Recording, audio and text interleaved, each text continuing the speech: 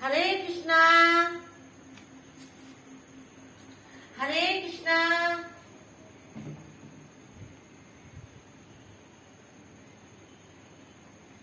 तो भाई बहनों, श्रावण का महीना चल रहा है।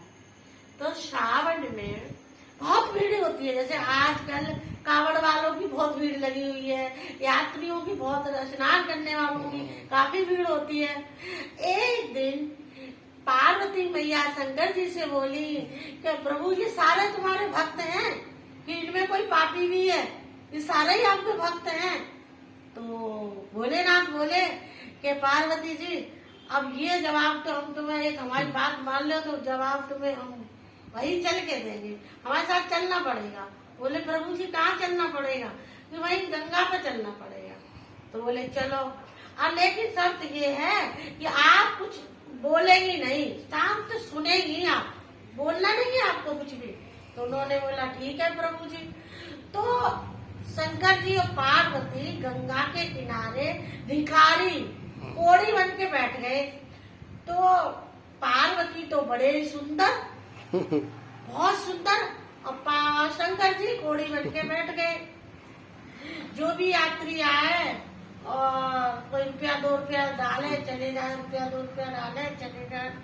एक यात्री आया तो कहने लगा कि अरे जब कोड़ी के साथ क्यों बैठी हूँ, मैं इतनी जमींदार हूँ और मेरे पास इतनी वो है, जमीन जायदाद है, मेरे साथ चलो, जब कोड़ी को छोड़ो, रानी बना के रखूंगा।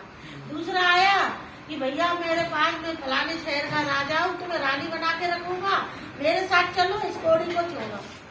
फिर उसके बाद एक तीसरा आया तो फिर बोला कि बेटी एक बात बोले कि हाँ बोलो, कि तुझे मैं धर्म की बेटी बनाऊंगा और ये मेरे दामाद और तुम मेरी धर्म की बेटी। बेटा तेरी इजाजत हो तो आपके पति को, तुम दोनों को मैं अपने घर ले जाना चाहता हूँ और वहाँ आपके पति का इलाज कराऊंगा। तो शंकर जी ने मूड हिला दिया कि जाई के साथ चल लो पार्वती जी। तो दोनों जने शिव और पार्वती उस राजा के यहाँ चले गए। अब जब राजा अपने गांव का राजा था, और जब राजा पार्वती जी को, शंकर जी को गांव में लेके गया तो राजा के परिवार बोले अरे राजा तू गंगा नहाने गया तो कोड़ी को घर में ले आया, चल निकल गांव से बाहर जा, घर में तो नहीं रहने देंगे हम। तो घर वालों ने राजा को घर से निकाल दिया। तो राजा गांव से बाहर एक छोटा सा घर था, उसमें उनको, शंकर जी को, पार्वती को ठिकाना किया, रखा और उनकी सेवा करी, इलाज कराया। इतना इलाज कराया, बाग बगीचे सब, महल दुमहल, उनकी खेती बाड़ी सब कुछ बेच दिया, लेकिन शंकर जी ठीक होने को राजी नहीं है। जब सब कुछ बिक गया शंकर जी का, तो एक दिन फिर बोले, और राजा हारी नहीं मारा, नहीं मैं ठीक कराऊंगा। सब कुछ बेचने के बाद में भी राजा हिम्मत नहीं हारा। फिर एक दिन बोला राजा पार्वती से, बेटी एक वैद बताया 4 कोस दूर ही रास्ता है, काफी दूरी रास्ता है, और वहाँ मुझे सुबह सुबह जगा देना और मुझे वहाँ दवा लेने जाना है, ना बैठी उठ जाएंगे। तो उन्होंने कहा ठीक है। तो जैसे ही 4 बजे तो राजा आया कि उनने जगा दिया कि 4 बज गए, आपको जाना था दवाई लेने, उठ गया, आया कि ठीक है। शंकर जी बोले कि सुनो, अरे जल्दी बताओ, जो भी कुछ काम है तुम्हारा, तुम्हारा भी कर दूं, सुबह काम है, जल्दी बताओ क्या काम करना है तुम्हारा, हमारा एक काम कर दो। कि क्या? कि जल्दी बताओ क्या काम कर दे। कि थोड़ा सा एक काम करो, देख हमें तुलसी के पत्ते और थोड़ा सा गंगा जल ला के दे दो।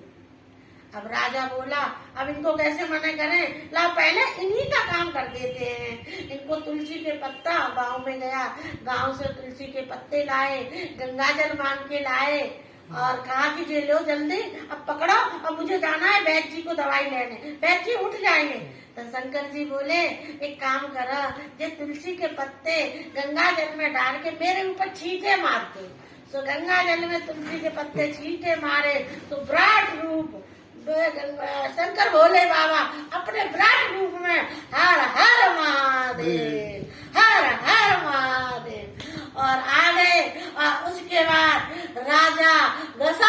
के जमीन पे गिर गया और वहां से शंकर जी आलोप हो गए, पार्वती भी चली गई। और उसके बाद जब दोनों वहां से चले गए तो फिर उन्होंने कहा, शिव शंकर जी पार्वती से कहते हैं कि पार्वती जी आपको जवाब मिला या नहीं, समझा या नहीं?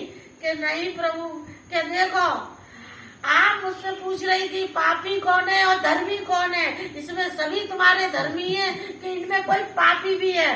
तो मैं बताता हूँ, पापी तो वो था जो तुमसे कह रहा है इस कोड़ी के पास क्यों बैठी हो, मेरे साथ चलो रानी बना के रखूंगा। और पापी तो वो थे और धर्मी वो था जो तुम्हें अपनी बेटी और दामाद बना के अपने घर लाया और मेरा इलाज करवाया और तन मन से सेवा करी, धन जो दौलत सबरी बेच के उसने इलाज कराया। इसे बोलते हैं धर्मी और वो बोलते हैं पापी। तो पहचान किया, वो पापी और ये धर्मी। तो धर्म और अधर्म की हमेशा पाप की हार होती है, धर्म की जीत होती है। तो हर हर महादेव, शिव पार्वती मैया की जय।